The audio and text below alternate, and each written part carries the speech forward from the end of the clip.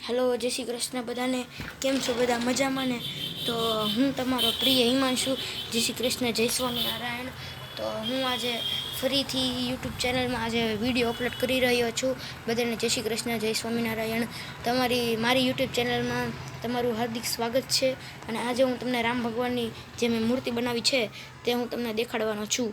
અને વિડીયો થોડોક શોર્ટમાં હશે, કારણ કે મારે શોર્ટમાં બનાવવાનો છે ને, એટલા માટે હું તમને આજે દેખાડી દઉં કે મૂર્તિ પણ કેવી બની છે. તો આવી રીતના કંઈક મૂર્તિ છે.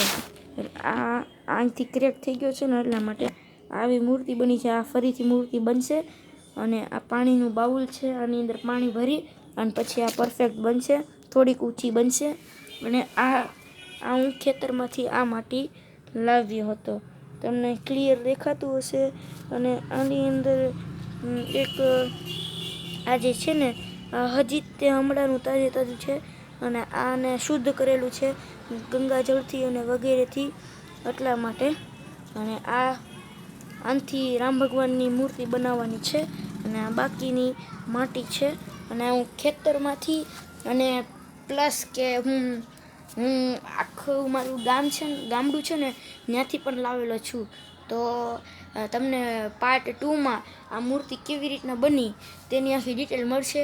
તો હવે તમને હું પાર્ટ 2માં મળીશ. તો વિડીયો પણ બીજો અપલોડ કરીશ. તો મારી ચેનલ ઉપર બન્યા રહેજો. જય શ્રી કૃષ્ણ, જય શ્રી રામ.